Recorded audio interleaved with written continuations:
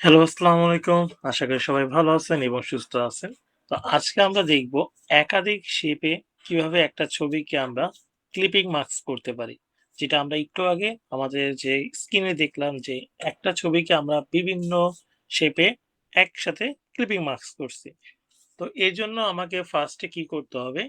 Create new তে যাব। গিয়ে এখান থেকে আমার আনুমানিক সাইজ নিয়ে আমি একটা আর্টবোর্ড নিব। তো আমি এখানে হচ্ছে ১২৮০ বাই ৭২০ যেটাকে বলা হচ্ছে YouTube এর থাম্বনেইল এর সাইজটা আমি নিব। আপনি যেকোনো সাইজের আর্টবোর্ড নিতে পারেন সেটা আপনার উপরে ডিপেন্ড করে। তো ক্রিয়েট এ ক্লিক করলাম। আর্টবোর্ডটা অলরেডি আমার এসে পড়ছে। এখন আমি করব কি একাধিক শেপ নেওয়ার জন্য এখান থেকে চলে যাব রেক্টেঙ্গেল এ। রেক্টেঙ্গেল এ গিয়ে আমি টান দেই। টান দিয়ে আপাতত এরকম একটা শেপ নেই। সো এটা স্ট্রোকটা আমি অফ করে দিব। স্ট্রোক আমার লাগবে না। Stroke of. অফ করে দিয়ে এটা আমি একটু নিচে নিয়ে আসি, এই রাখলাম। এবার এই শেপটা সিলেক্ট থাকা অবস্থায় আমি চলে যাব প্রপার্টিস।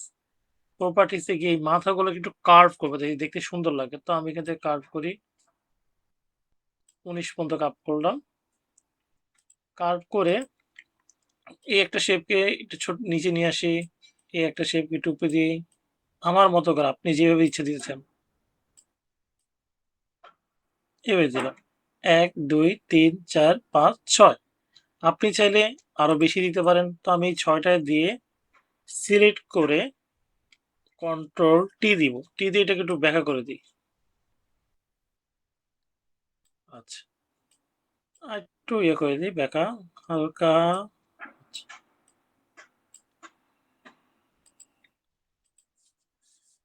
আমরা জানি যে মার্কস করার সিস্টেমটা কি। তো আমি এখন যদি একটা ছবি নিয়ে আসি, যে ছবিটা আমি এখান থেকে হচ্ছে আপনার প্লেস এন্ড ইনভেটে যাই, গিয়ে আমি ডাউনলোড অপশনে যাব আমার কম্পিউটারে। এই ছবিটাকে আমি চাচ্ছি এই শেপে মার্কস করব। তো নিয়ে আসি। আমরা যেহেতু জানি মার্কসের সিস্টেমটা হচ্ছে এটাকে ঘুরাই দেই, ছবিটাকে একটু ছোট করি, হালকা একটু ছোট এজ থেকে।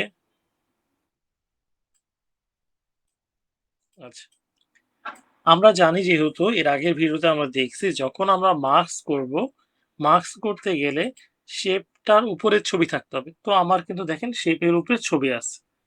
তো এখন যদি আমি মাস্কের নিয়ম অনুযায়ী ছবির মধ্যে ক্লিক করে ক্রিয়েট ক্লিপিং মাস্ক করি, দেখেন শুধু কিন্তু একটা শেপের উপরে মাস্ক হইছে।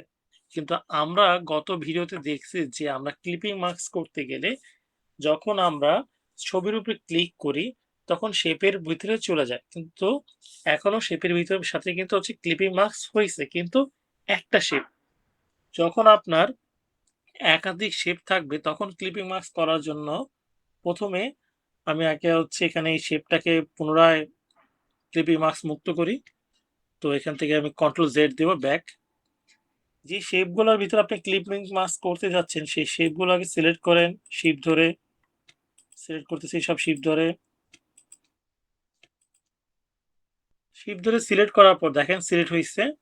সিলেক্ট হওয়ার পর এখন মাউসের রাইট বাটন ক্লিক করে কনভার্ট টু স্মল অবজেক্ট করে ফেলেন। তার ফলে কি হবে যে আপনার সবগুলো শেপ একসাথে কাউন্ট হবে। তো আমি কনভার্ট টু স্মার্ট অবজেক্টে ক্লিক করি।